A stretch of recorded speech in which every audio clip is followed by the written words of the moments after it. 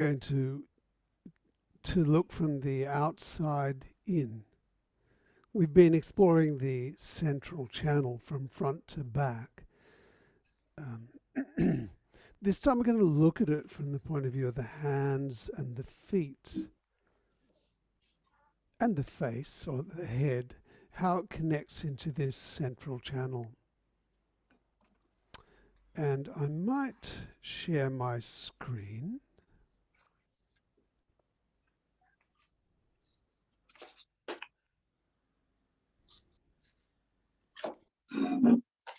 It's an interesting thing, you know, we jump into water and immediately we're awash with sensation.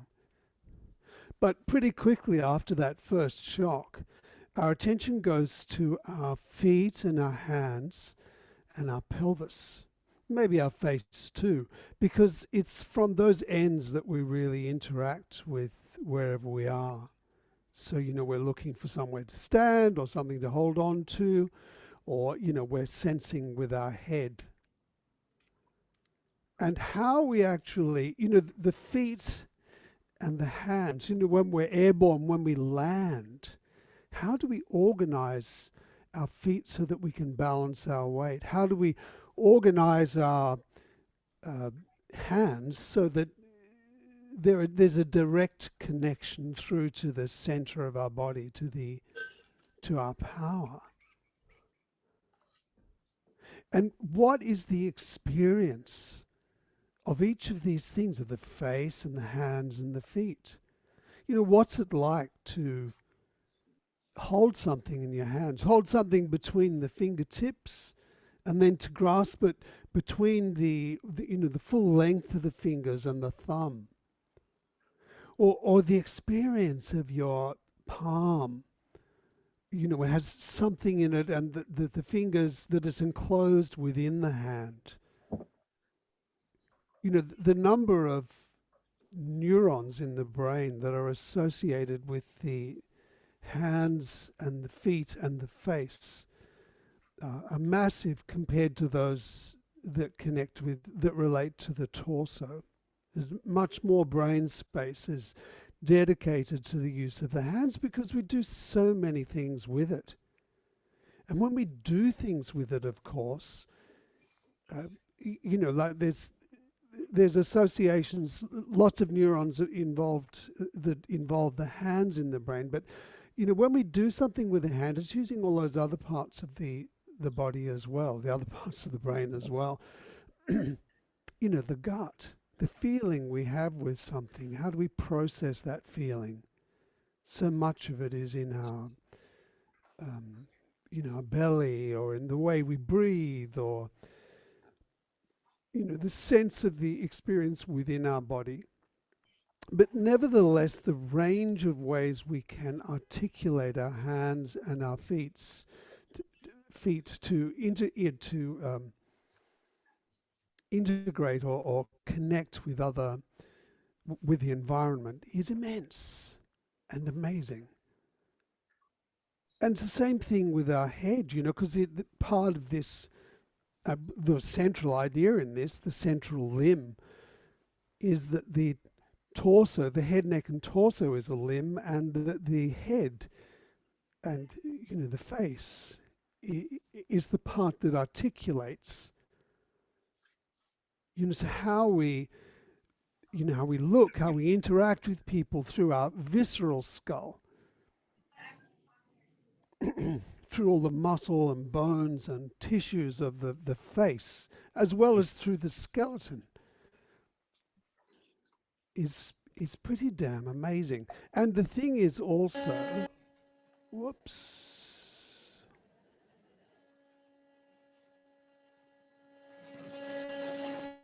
there we are,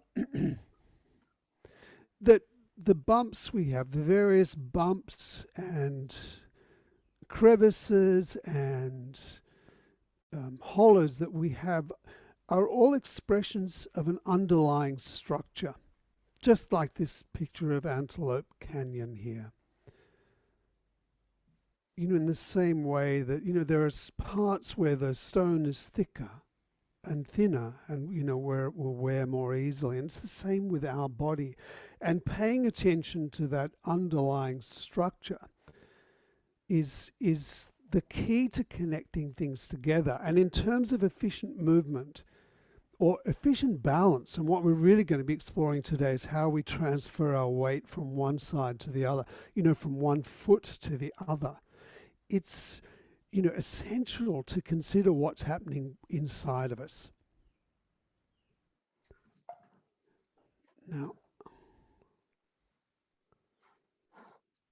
this picture, a fantastic expression of 6 points of, a six-pointed star, 6 directions of movement through the head, the pelvis, and each of the limbs. Now, this is taken, probably one of the end, or at the end point of one of those really long sequences from one corner of the mat to the other, and she's traveling backwards.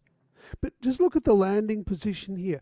Notice the strength in the hands and the feet, the legs and the arms. It's very similar. And, that's a really well-organized person. And we're looking here at the most decorated gymnast of all time. She's an absolute phenomenon, even started doing men's tricks now. But look, it's really interesting as she's leaping backwards here onto the hands, the sense of stability here, but also notice the orientation here, how she's seeing where she's going. So, the head is orienting things. The pelvis is organizing the way the body moves. But it's also interesting, look at the way her feet are connected here. That smooth, symmetrical line. So,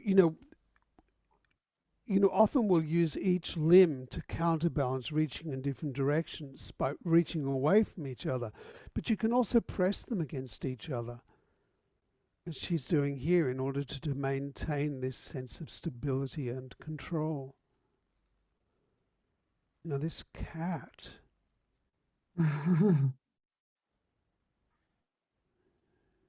And the tail is a good expression of how the pelvis can move. It's like another limb.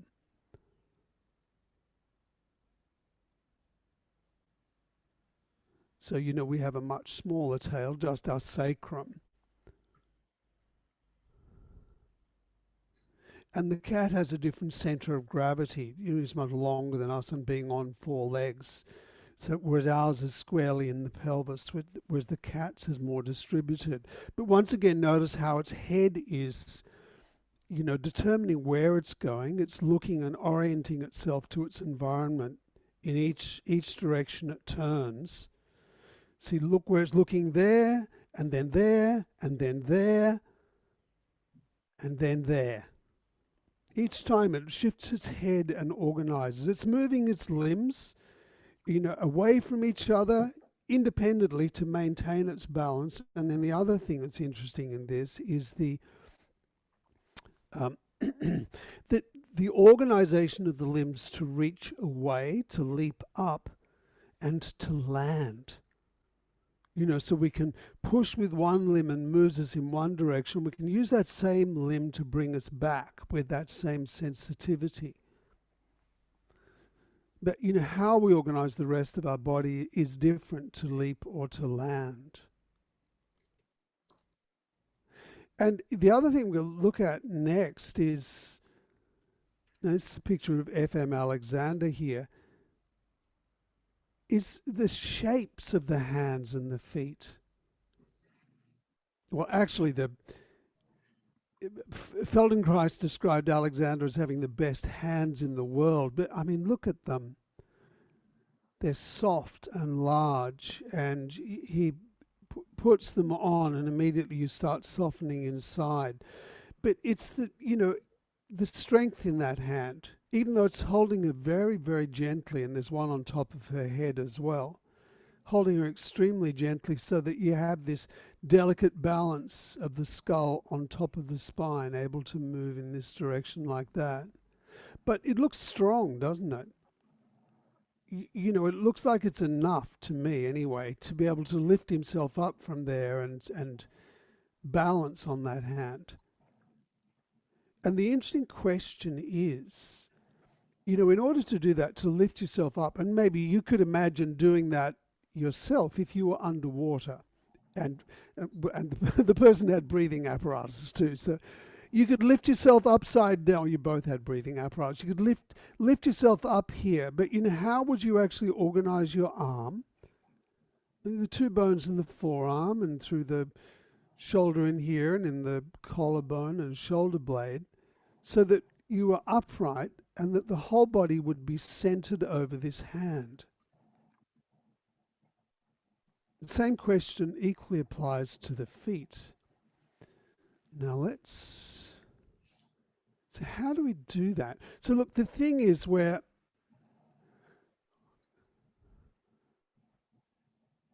still considering the midline of the body, particularly if we're shifting from one side to the other. So these are the bones, the muscles that, you know, close the jaw.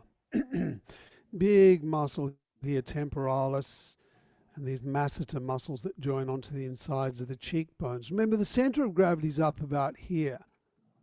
It's in front. It's here's the ear canal, and the semicircular canals, they're in about here. And the center of gravity aligns with this central channel, which goes right down the middle of the body from front to back. And today, you know, we may consider this bone at the top. One of the ones we haven't really given much due to, the parietal bone. It's got this really interesting shape here. Look at that, it curves over the back here, which gives it some strength. Quite a solid little structure there on top of the brain. But, you know, it's dividing this line through here. It divides the head. Put your hands up there and feel that, you know, that division along here.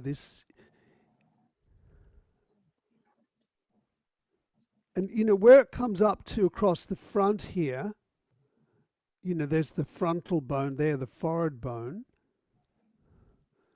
So sense, you know, maybe feel the forehead and feel where that bone is, because we'll refer to this during the class. And then this line. So, you know, at one stage I'm going to ask you to have your hands on one on each of these parietal bones to feel the midpoint halfway down. See this line here, it's continuous with the center of the spine and right through the division between both structures in both sides of the body. And, you know, center of gravity up here.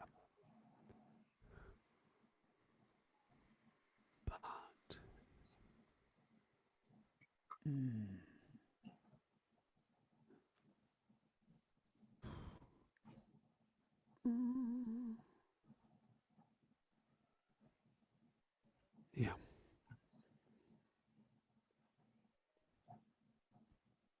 So we have this division between the front here, between the sternum, which is absent in this, and then round here to the side, the midpoint, and that's reflective of the line between the nose and the ears, and the jaws and the ears, which go back to the midpoint here.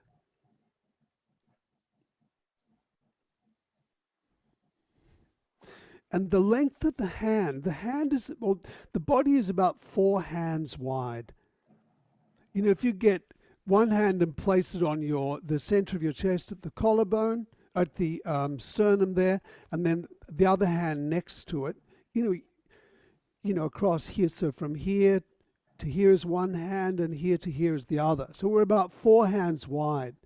And if you put your hand lengthways from the tip of the collarbone here, you'll see that, you know, that's about a hand length too, from here to the side. And same thing from the back, from the spine toward the tip of the shoulder blade in the back. And the hand itself is, you know, it's reflective of the shape in the shoulder blade here.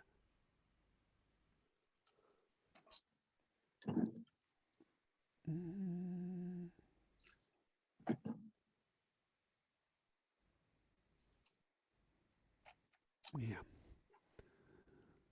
that is bad. And look at the.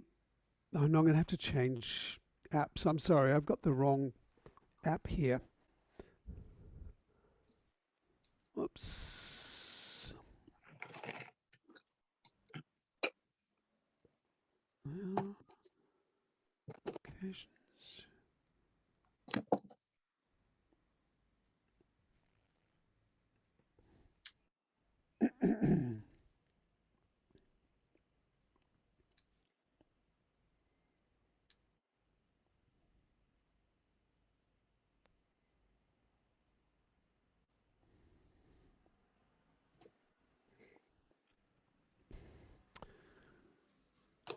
The width of now, the thing is with the muscular system through the body. The pelvis is the center. So the muscles of the legs, they connect on to the pelvis from below. Particularly there's all these muscles, the adductors, they come in here, they join onto the sitting bones here, and the hamstrings also from the back of the leg here connect onto the bottom of um, the bottom of the pelvis up here, and then the gluteal muscles all attach, from below up to here, from the leg bone up onto the pelvis here. And from the inside, you have the psoas muscles that come up over the front and join along the inside of the pelvis and along the spine here. And the arms, it's the opposite. The arms, the muscle there wraps around the entire torso, connects, there's muscles that go from the inside of the shoulder blade here and wrap around the ribs, right around the side here. And there's 4 layers of muscle that connect the arms. The muscle wraps around the front and the back and the top and the bottom of the arm and shoulder, connects into the torso and connects right down to the pelvis. So the hands are connecting into the pelvis from above, and the legs connect from below. But the thing is, of course, where one muscle finishes, there are all these long fibers, and where one muscle fiber finishes and becomes just fascia, another fiber continues in the same direction. And so in this way, the muscle wraps itself round the body and round the limbs. So whilst the arms are connecting into the top of the pelvis, then it continues directly on down through into the muscles of the legs, connecting through the bottom of the pelvis. And in that way, movement is like a double spiral arrangement, in that you've got, it's, when you throw something, it goes from one, you twist the body, it goes from one leg to the opposite hand that you throw. And there's one spiral, and this double helix will be to take the arm back, and the other one to move it forward. It's moving in the same direction. But I want you to look at the width of the hand, because as I said, we're 4 hands wide here across the upper body and the shoulder girdle. We're 4 hands wide across the pelvis as well. Look at this line here from the pubic bone. It's the same, similar, well, a hand is spread here, but it's a similar width to our hand from the inside there. And it's a similar width, it's a hand width out to here. So we're talking about the midline of the body, remember, going from the, go back here. From the nose and the jaw back to the ear, surrounding this central channel through here, the top of the airway. And the shape of, from the front teeth back to the jaw and back to here, it's a V shape, isn't it? There it is. And that's reflected in the V shape from the front to the halfway back in the side here in the rib cage, and also in the pelvis. And last week we talked about this line that would go from the front here down to the sitting bone, which is the midpoint, and then out behind the pelvis. So, we have this line that goes across the front of the body like that, and from the back, one that comes from the sacrum through the sitting bone and out through the front of the pelvis here. Same thing with the arm.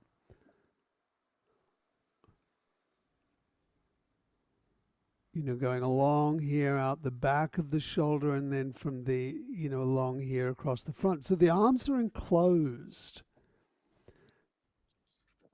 But it's the width of the hands and the pelvis here and the feet. Where are we going? Come back here. Yeah, there. Bump. Here. So the width of the foot here compared to the width of the knee. Now the scale's a bit funny here. It's a bit hard to see that, but centralize that. Nope. Do that maybe.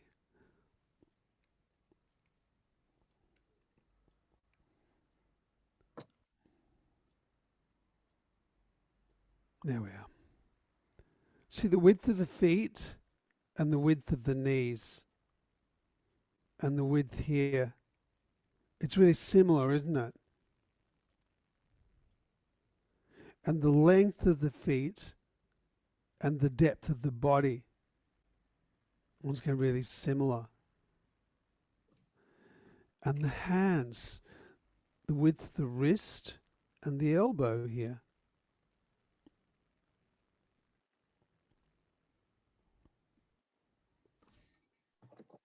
Wrist, elbow, and shoulder blade from the side. Similar width. So we can rotate them, you see, these bones. It's this long shaft. And then remember that the shoulder blade can slide around the rib. So it means with the shoulder girdle, we can actually rotate it around so that we can push through the hand or to support our weight in different orientations. Not as quite as flexible in the leg because we've, we don't have the ability to rotate in the leg like in the lower leg like we do in the arm here. But, it's how we actually rotate the leg in order to be able to stand on. Every time we walk, for instance, if we're going to be able to effectively stand on our leg, on our foot, that's it. We need to be able to, have the leg in the right orientation to the pelvis. And notice that it curves in and then out and then in. And, that curved shape in the bone enables us to have our weight on one foot. It means that we can rotate through the torso. And that is also reflective of the way muscle wraps around the body in this spiral, through the legs and through here. So that's really what we're going to be exploring. How do we stand on one leg? How do we push on one arm? And then how do we connect them together? And of course, how do we move in such a way that, because it's the head that's determining where we're going. It's the thing that's really determining our orientation. So it's the mix of these, the head centralizing influence to the pelvis and the way the limbs move through each other. That's really what we're working with today. And in terms of being able to move effectively, to move in a balanced way so that movements are reversible. You could stop at any point and go in the opposite direction because you're poised and you're balanced.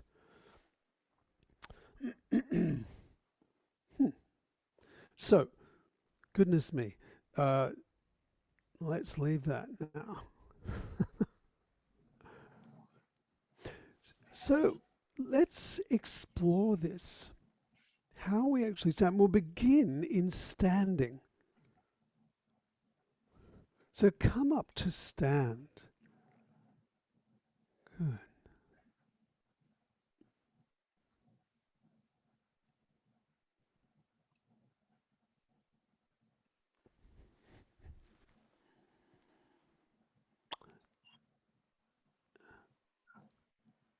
and stand by a wall.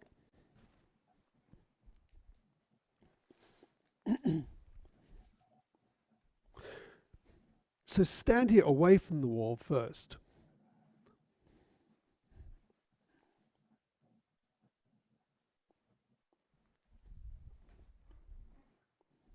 And consider your midline. Maybe feel the frontal bone with your fingers, feel your forehead.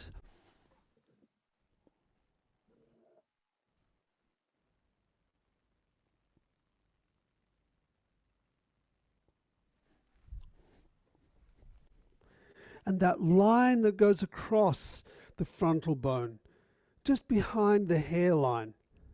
And if you go into the center there, you can feel there's another joint going straight across the back at the top of the head down toward the back. And that's the division between the two parietal bones. So hold your fingers there and just consider the top of your head. And just a little way behind the frontal bone in this division, you find the midpoint of the head. That's the point where if we're going to just lift up into the air, that's the part that will come up first. So consider from here down, straight down, just in front of the ears. You know, it's in the back of the nose, the front of the back of the throat, and down into the airway, through the center of the rib cage, through the center of the shoulder girdle, you know, between the collarbones and the shoulder blades, and down through the center of the torso to the pelvis. Maybe turn your head side to side and look and feel how those two bones at the top of your head turn, and that it's a delicate balance side to side. You're looking to the left and to the right and feeling that rotation through your body and how the rest of your body is influenced. You know, as you shift your gaze to the right and to the left, how your body twists. And right down through that central channel, it still remains poised.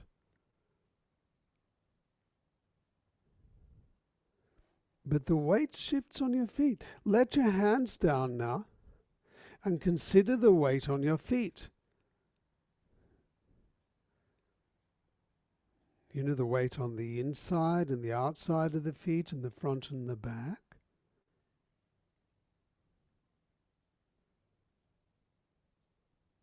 Is it in the middle?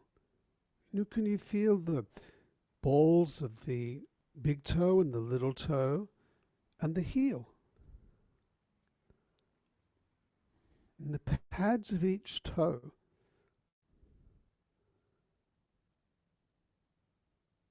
You know, and reflect on what you feel through your feet. You know, you may be standing on wood or carpet or wherever you are. You may have socks on or be barefoot. But imagine you were standing in beautiful, clean mud. You know, lift your foot, one foot up and then down. Imagine you're squelching into something wonderful. Maybe it's grapes. Squashing grapes. Feeling it between the toes, you know, and feeling it on the instep, the sole of the foot. You know, what's the feeling right through your body when you tread on something delicious? When something feels good on your feet, how do you experience that through your legs and your pelvis and through your belly?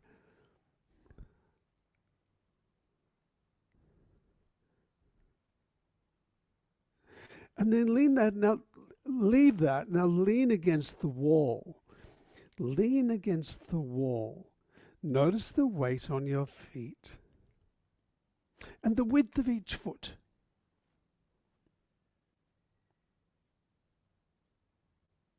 In fact, have your feet together.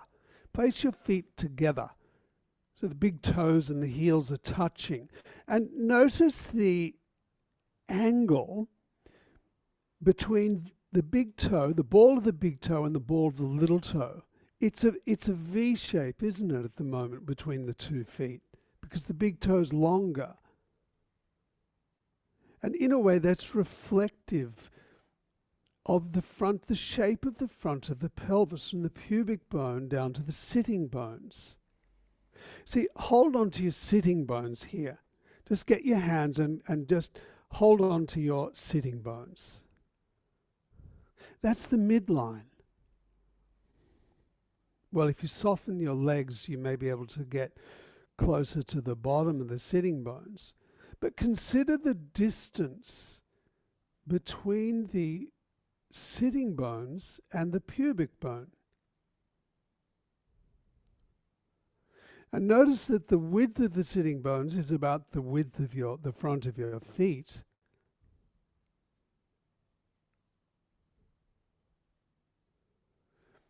And, you know, maybe it's not quite the same distance between the front of the pubic bone and the sitting bones as it is from the little toe to the big toe as they are now. But if you move your feet now so that they're a comfortable distance apart, and now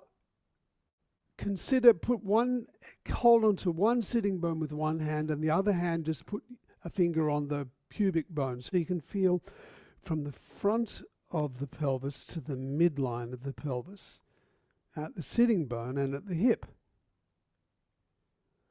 And now roll your pelvis side to side.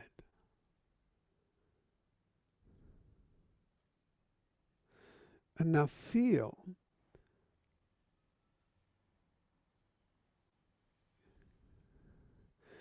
how your pelvis, feel from the midline to the sitting bone. Feel from the pubic bone to the sitting bone. The midline, and how as you roll your pelvis from side to side, you can feel the midline of the pelvis from the front where your finger is on the pubic bone, but also from the sacrum at the back on the wall. So you can get a sense of the volume of your pelvis. And the thing is that you can let your hands go now. Continue rolling your pelvis. Now, one knee is moving forward, and then it comes back, and then the other knee moves forward. As you push on one foot probably in order to roll your pelvis to the side.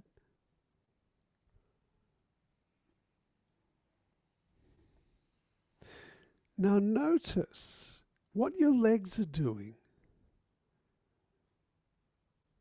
If you keep your knees traveling forward when you bend the hip forward, so the knee goes over the foot, you just consider the width of the knee and the width of the front of the foot.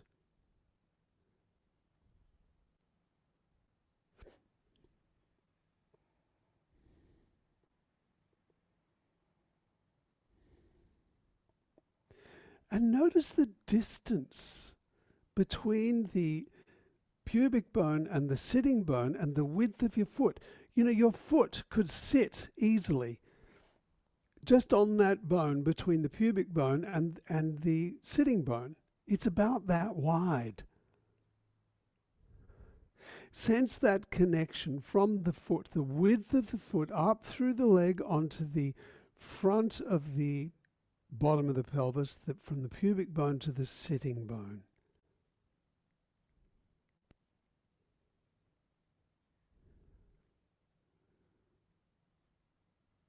And as you're rolling, notice how the adjustments that your leg is making to maintain this steady support on the foot. The steady sense of pressure that your foot has. So that means there's a movement in the knee and the ankle and the hip.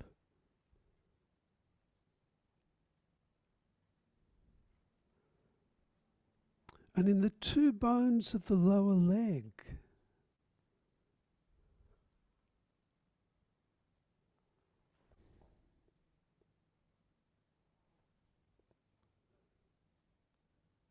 And notice you come to a point, and it's about as far as you can go before something else needs to happen.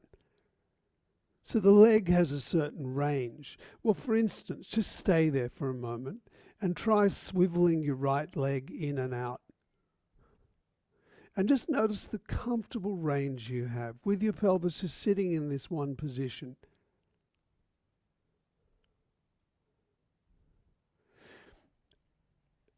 And of course, there's something interesting here. Well, actually, no, try the left leg. Notice there is a different on the left leg, swiveling the toes out to the side and back in. You know, you're rotating the leg, feeling the range of comfortable movement with your pelvis in this position.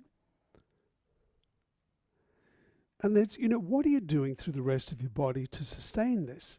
Because you had 2 points of contact, and now you've sort of lifted one of them.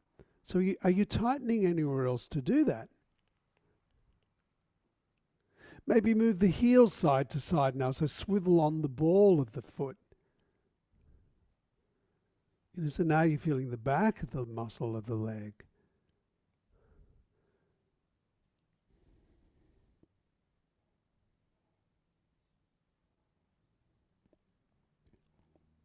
And then leave that.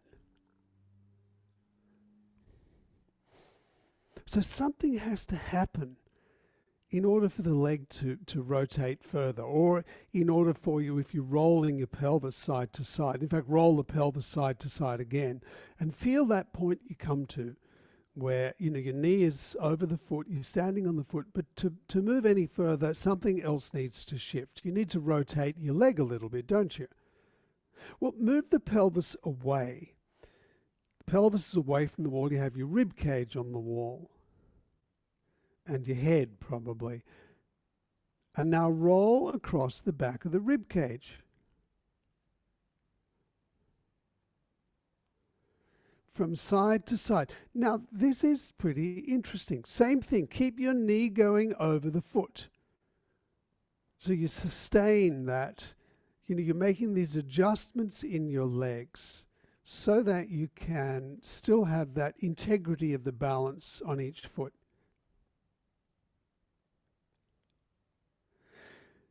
And you're rolling across the back of the rib cage, across the shoulder blade there, out to the side. And once again, there's this limit. We can only go so far before something else needs to shift, unless we're going to force it. But if we force it, then we're not functional anymore. And here's the thing. Notice that you're driving the movement from one leg, and then you come back to the middle, and then the other leg takes over. So notice how you're moving from one side. And that moment of transition.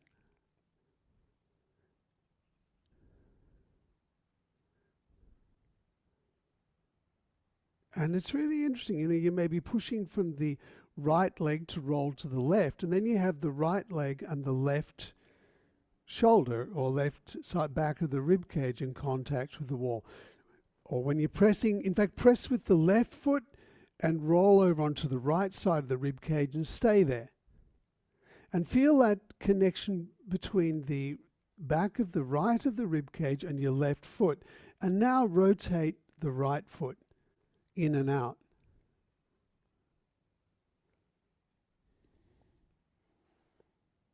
And just get a sense of how that right leg rotates now. And leave the right leg rotated out. And now push a little bit further with the left leg, and you can roll right onto that right side. And now the weight shifts over and it'll stand on the right foot. And then come back to the middle, bring your right foot back in, so you're resting on the back. Try that a few times. So you press on the left foot, you roll yourself over to the right side, then flip your right leg out so that you could push further and you stand eventually on the right leg. You're on the right side now. The right shoulder is against the wall, and then come back. Just explore that of actually rolling over and feel the time. You can actually roll over to the right and switch your right leg at the same time. You roll over onto the right side and you rotate the right leg out to the right. And so there's this seamless transition of moving from the left leg onto the right. And once you get to the right, because your foot is already rotated, it's already in a position where you can stand on it. It's a functional leg. And you come back to the middle. And you're supporting yourself as you do this from the left leg to the right shoulder. And that gives you the freedom in the right leg and incidentally the left arm.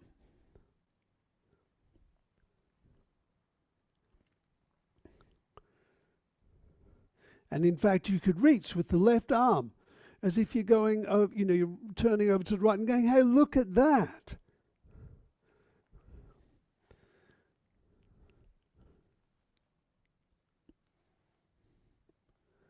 Or maybe you could pretend it was last night when we had the supermoon eclipse. So, you could roll over to the right and look up and point up and go, look at that. With your left hand,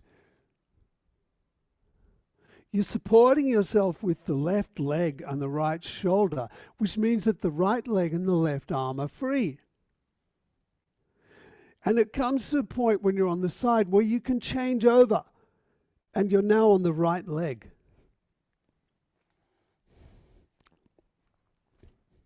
Now, come back to the middle.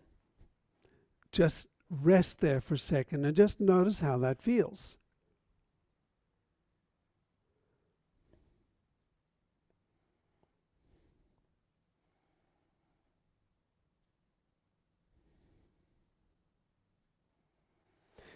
How does the right leg feel?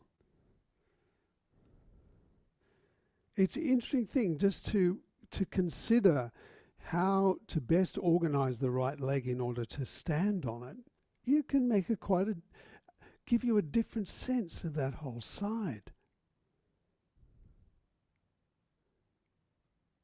And what about the sense of the left foot and leg right through to the right shoulder?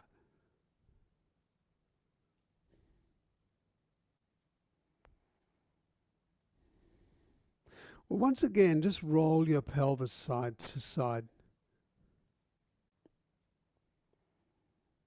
Maybe turn your head at the same time.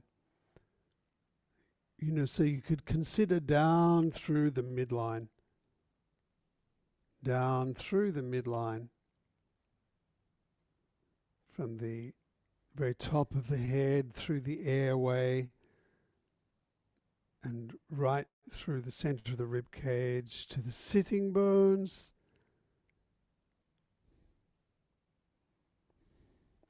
And now and actually feel, the way your knees can extend forward over the feet.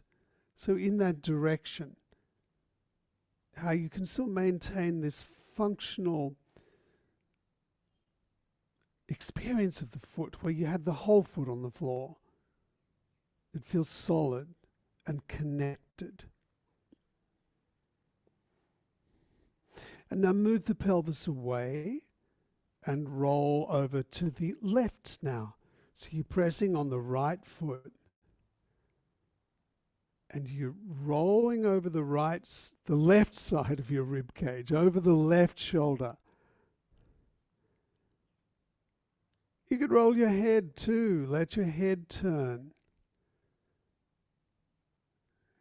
You could then consider through the midline, and you can consider all the muscle in the leg.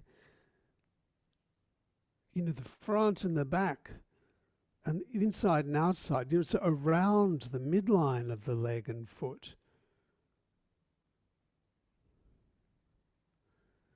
And you get to a certain point and you have to do something with the left leg. But because you're supporting yourself on the left side of the rib cage, you can. So now begin to turn the left foot, and so that you could move yourself right onto the left side. And now go, so you're rotating the left legs so that it feels functional, so that you could press with the right foot, you could move yourself right over onto the left leg and feel that you're supporting the whole body. And then from the left leg, you push yourself back to the middle, you swivel your leg back to the middle, and then do it again. And experiment with how you can organize your leg, your knee and your foot.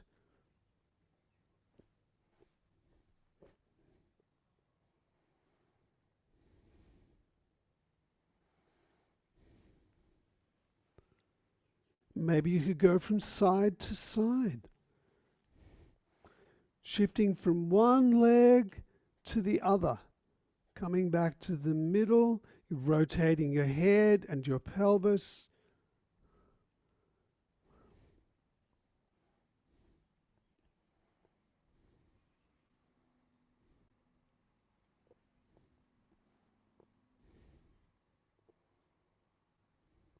Going to the side. You could even incorporate the arm, the opposite arm, because remember, we have the supporting side, that's the, the shoulder against the wall and the driving leg, and that which leaves the other arm and leg free to move.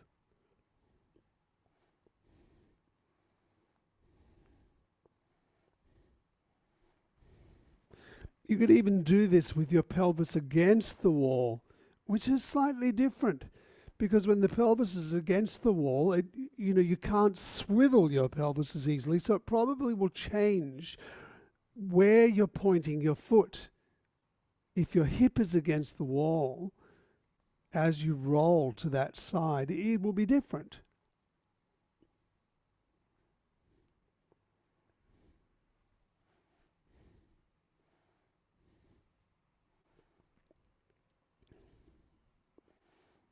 Lovely.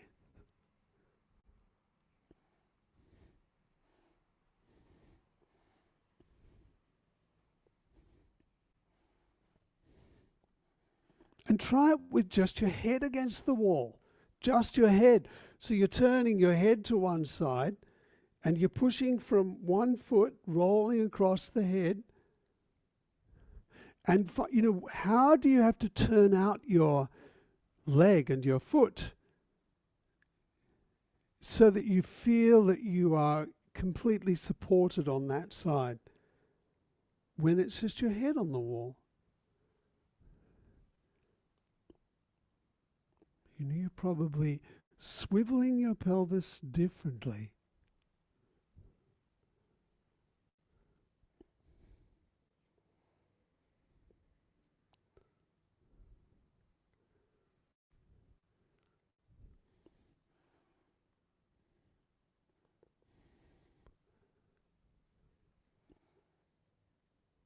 And sometimes we do organize our movement from different places, don't we?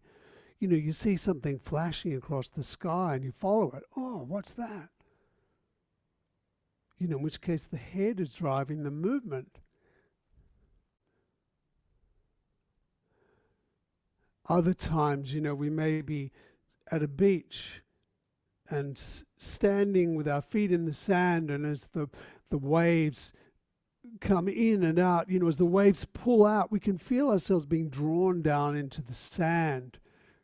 Or we could stand there and we could sort of swivel ourselves so our legs get buried in the sand. And, it's the sensation of the sand on the feet that's driving the movement.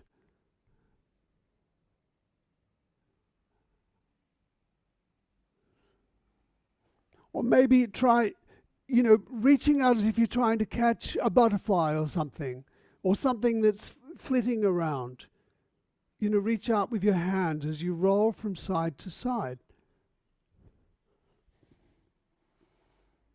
In which case, our hands are driving the movement. Hands and eyes, certainly, if we're following something. But it's a different quality to when we're just following the eyes, or when we're just following the legs or the ground. Well, leave that. Just come away from the wall and stand there.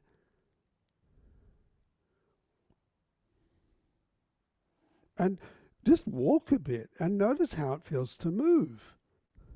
How you transfer your weight from one foot to the other. The complex and precise adjustments you make or can make in your feet and legs in order to really feel the ground and to precisely, to maintain the sense of balance and ease. And look, could you lie down on your backs now? Come down onto the floor.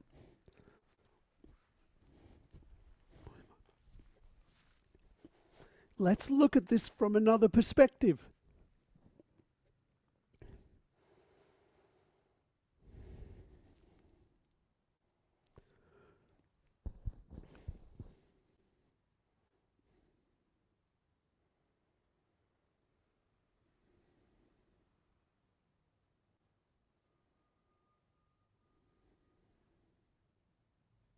Just notice how everything settles. And actually maybe put your hands, palms down, underneath your pelvis. And you could feel the sitting bones. You lift your knuckles up a little bit, you can feel the sitting bones there. It's the midline, along with the hips. Midline from front to back.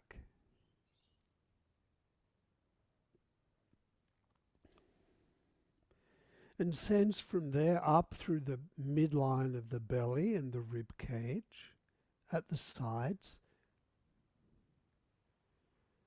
Sides of the rib cage at the shoulder girdle, so halfway between the collarbones and shoulder blades, through the airway. And up through the back of the throat to the back of the nose, and up through the crown of the head. Consider the midline.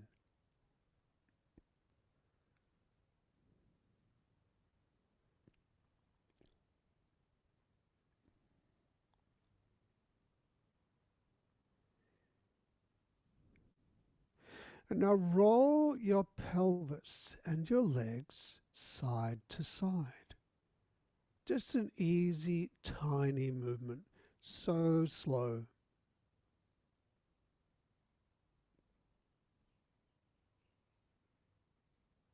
It's in harmony with your natural breath.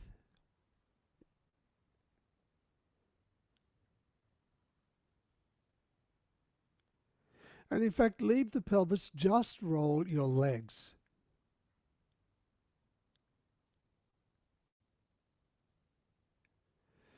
So you're only moving your legs a comfortable distance. That's as far as your pelvis can remain uninvolved, that the bone of the pelvis isn't being shifted side to side.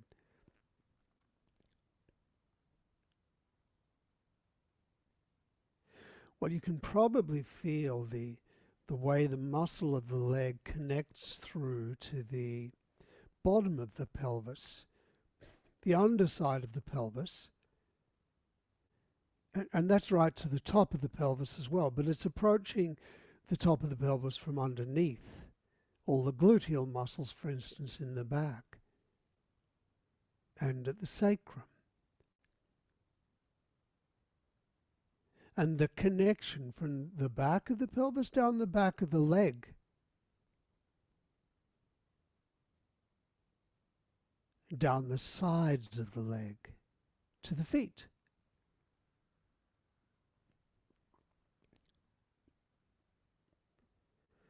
And from the inside of the leg, from the inside of the pelvis, the sitting bones up to the pubic bone,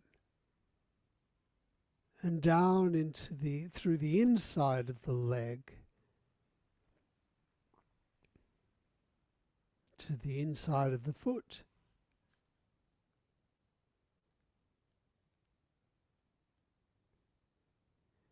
The midline and all the structures around it. And now you could extend the legs a little bit further, which might mean one knee will bend out to the side and your pelvis will begin to turn as well.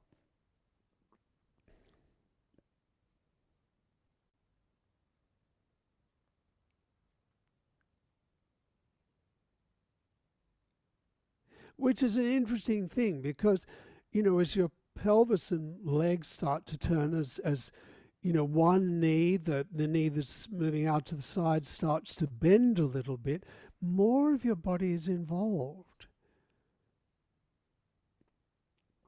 Notice what's happening through your head and your rib cage.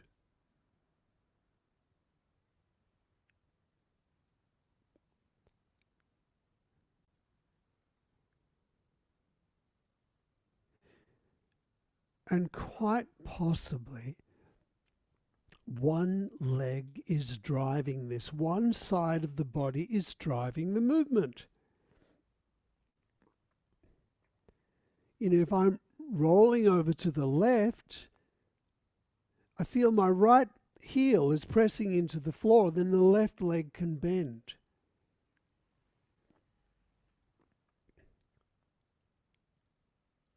And I come to a certain point, and that's as far as I can go without something having to shift, just like we were in the wall. So feel how the right side is driving it as you move over to the left, and the left side is driving the movement over to the right.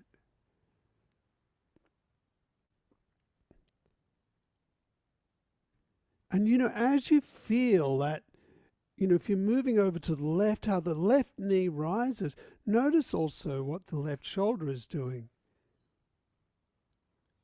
You go to one side, the opposite leg is driving it, but the shoulder on that side, the rib cage on that side, has a supporting role too.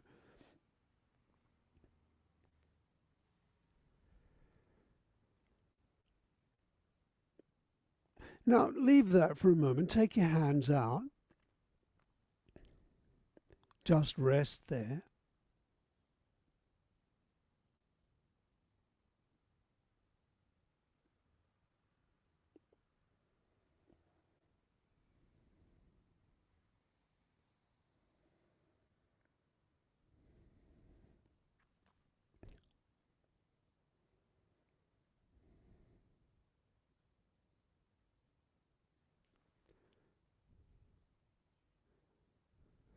Take your one hand and place it on one sitting bone. The other hand, place it on the pubic bone, so you can feel the length between the pubic bone and the sitting bone, and just consider the width of your hand. It's similar, isn't it? You could put your hand and cover that bone. It's similar to the width of your knee and the width of your foot. Now take your hands away again. And the arms, they connect down to the opposite limb through the pelvis, but from above. So now roll one arm up and one arm down, and maybe have them out at shoulder height. Roll one hand up and one hand down. Feel the movement at the wrists and the elbows there, the movement of the two lower arm bones on each side.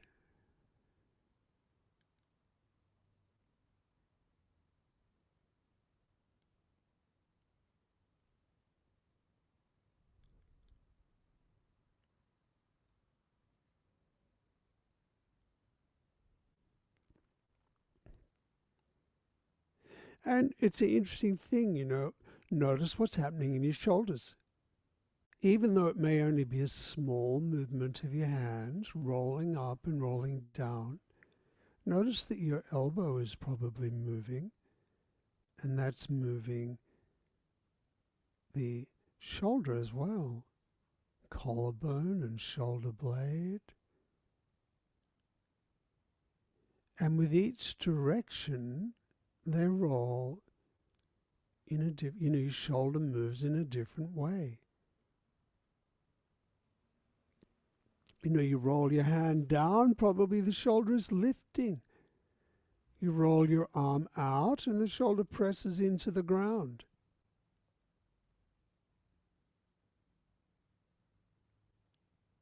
Or another way of looking at it is you roll your hand up and the shoulder blade moves in toward the spine.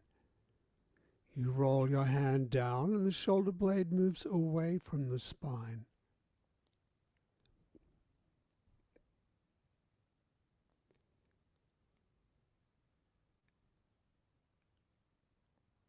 And sense that through the midline, from your head, through the back of the nose, it's in front of the ears, down through the airway, through the center of the shoulder girdle from front to back, center of the rib cage, center of the belly, and right down to the sitting bones. And if you want to move a little bit further with one arm, you'll bend it up. You'll start to bend at the elbow. You could roll your head now toward the hand that's coming up. And, as if you're looking at it. And you have something in your hand, you're turning and you're looking at it. And, notice what's driving this movement? To look at something, to turn your hand up. Does the other shoulder or the other hand have a role in supporting this movement of lifting something up? To follow this easy direction of movement.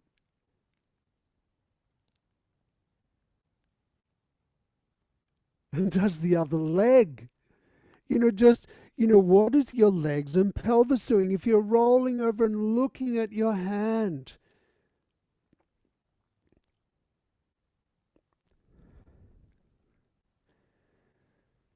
let's just say you're a superhero and you've been on this enormous quest to find this magical stone that now fits into some sort of a matrix and creates all this harmony in the universe, and you've just finished your labor and you're turning and you're looking at this amazing stone.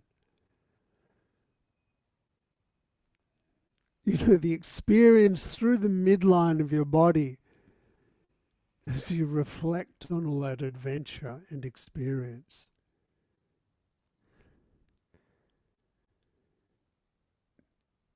And the role of the opposite leg, is your pelvis rolling too, as you're turning to look at your hand.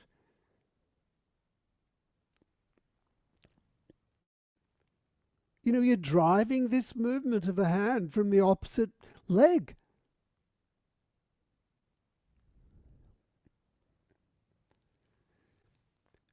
You could even reach the arm up. You bring it up, bend the elbow, bring it up to your head. You could reach it up above you. So your upper arm begins to move, starts to extend away. Now that's an interesting thing. When your arm is lifting up, do you need to do something differently with the rest of your body? Let's rest a bit before we explore that further. Just lie here and sense your contact with the ground.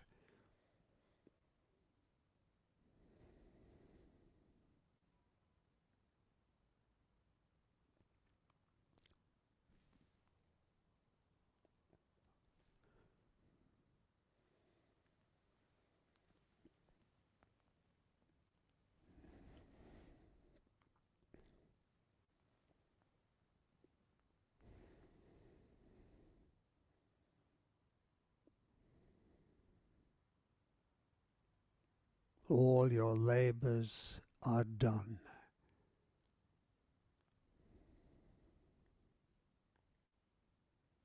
And now maybe it's the moment to take that magical stone and place it into the wall where it's going to radiate this harmony through the universe. And of course you have to fly up to the wall.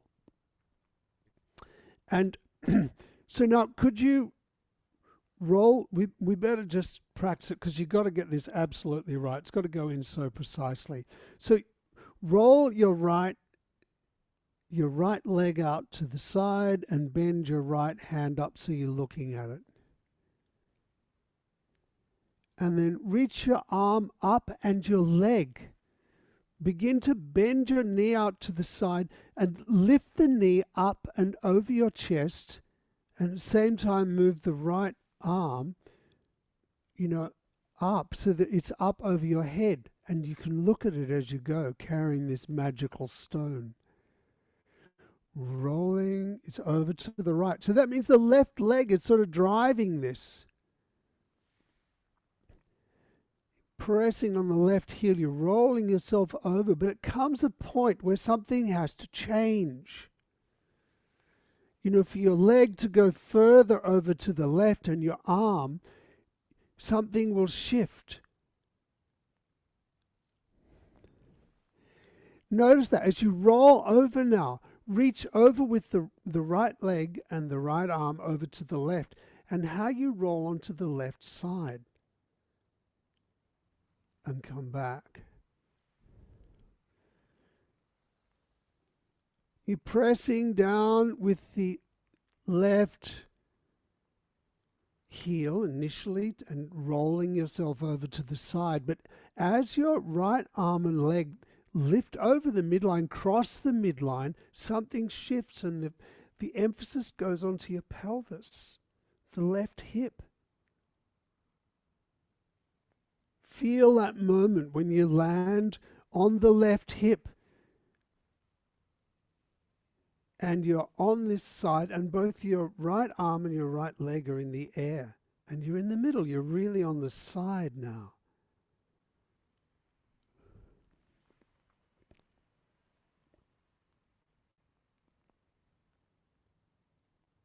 And it's an interesting transition because initially when you roll out, you've got the left foot driving it and the right shoulder. But then when your arm begins to lift up and you cross the midline, it shifts just onto the left side. And it's on the left shoulder and the left hip. And you could explore in this position when you're right on your side, just moving the right arm and the right leg forward and back, maybe in opposition. But you feel that comfortable range that you have. But the thing is, you're on the left hip and the left shoulder. And that's where it's being driven from at the moment. The left hip and the left shoulder. And probably your head is in the air. It's easier if you think of lengthening in this way. And then come back down and rest on your back.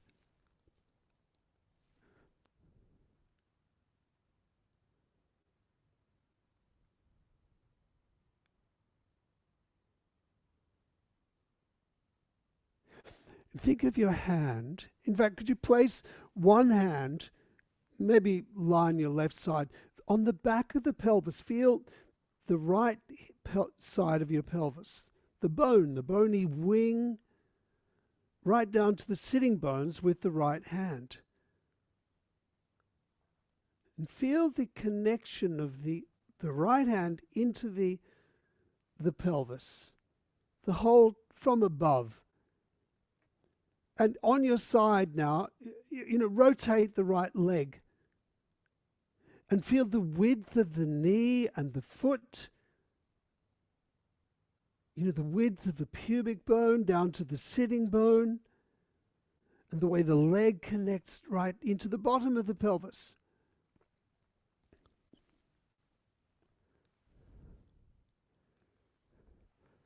Once again, roll out to the side and come up onto this left side. Now feeling the connection of the hand and the foot through the pelvis.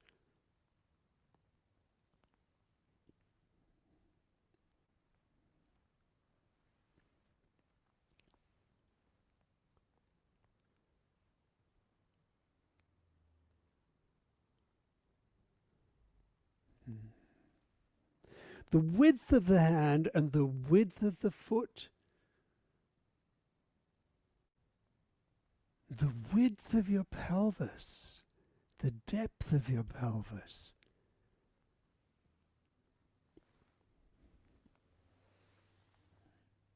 And now roll onto your stomach. Roll onto your stomach on your elbows.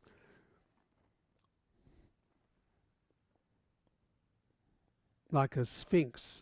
And now roll your pelvis side to side. Roll your pelvis side to side.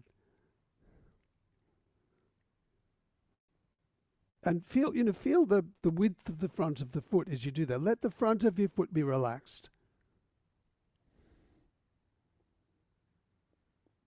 But notice that you're probably driving this from one leg. Well, you can do it just from the pelvis. For the moment, drive it from one leg.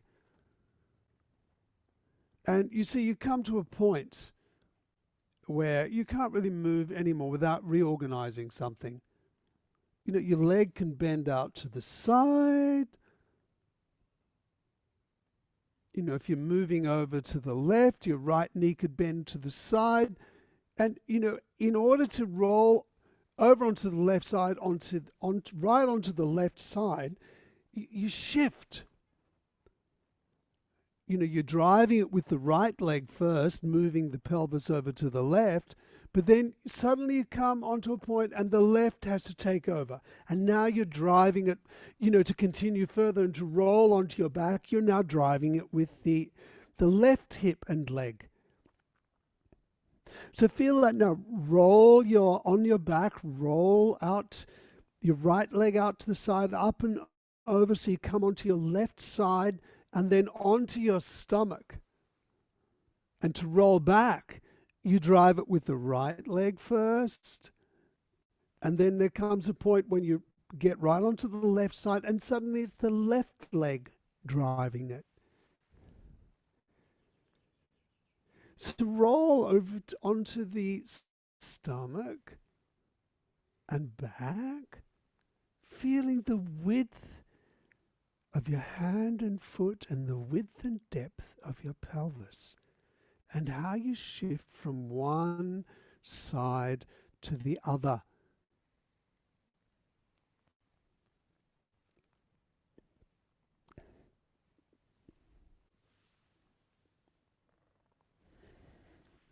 And you know, you could keep going here. It's the same principle on the other side. You just go in the same trajectory.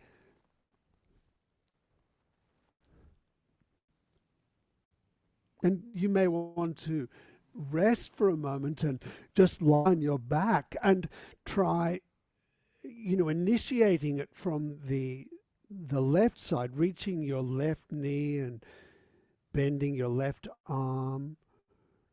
And then, you know, coming up over your head and rolling onto the right side. But it's the same thing, you're rolling it, and it's that point where you're driving it from one leg and you come to a certain point at the side and suddenly you're driving it with the other. You know, so continue rolling around in this way, side to side, just exploring how you can do this.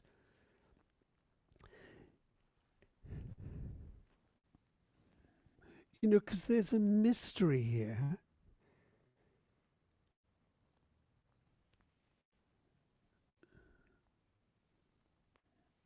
This shift from side to side, and that involves, you know, the opposite arm and leg. Because, you know, we're driving it from the legs at the moment. We've been talking about that, the shift from one to the other.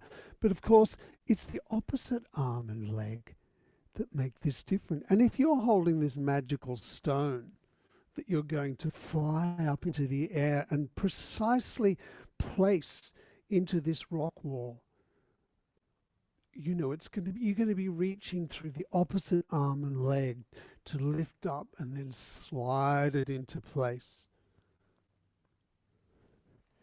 Try that now as you're rolling side to side.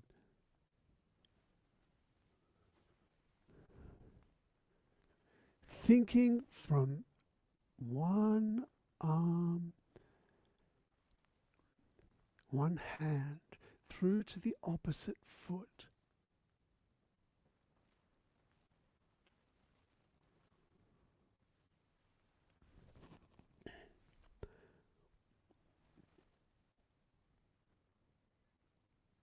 And it's the width of the hand, the width of your pelvis.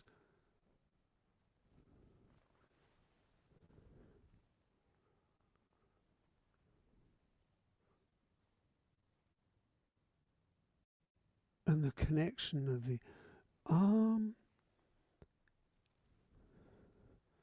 into the top of the pelvis, and the pelvis, the foot connecting, and leg into the bottom of the pelvis. This one continuous line that spirals right through the body in each direction.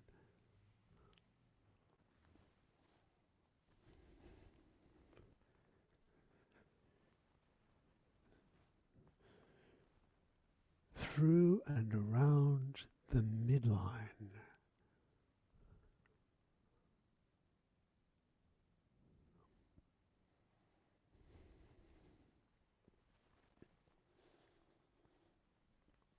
And of course, the satisfaction you'll feel as that stone slides in will be expressed in all the muscles of the face, the bones of the face. So your head is lengthening as well, the spine.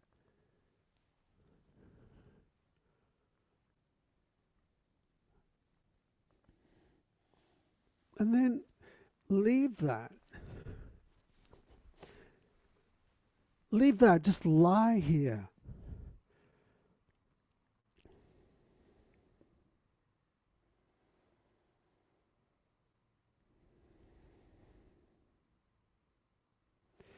Having saved the universe yet again, you can rest.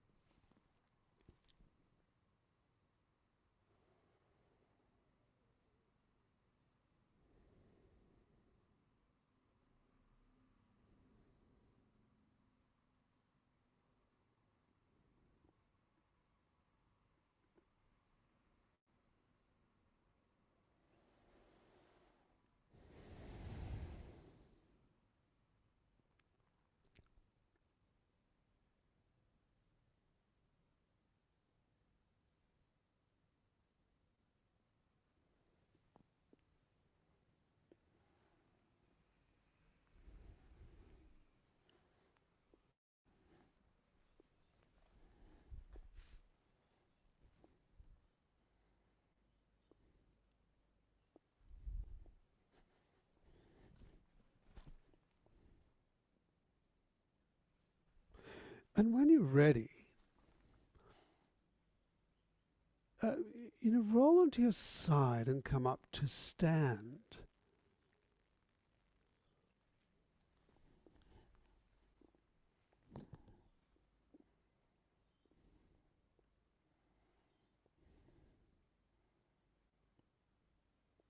There's one more thing we're going to do after this bit of standing that's fun. But just come up to stand now.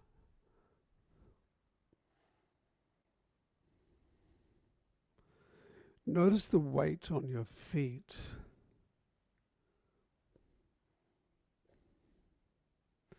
sense of how everything wraps around the midline.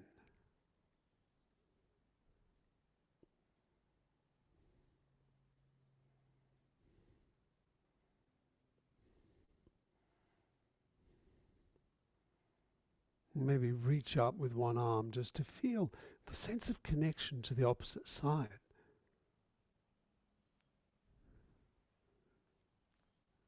And then the other. And then try walking now and notice how it feels to shift your weight from one foot to the other. And that moment where, one is driving and then suddenly the other is driving, and the whole organization of the body shifts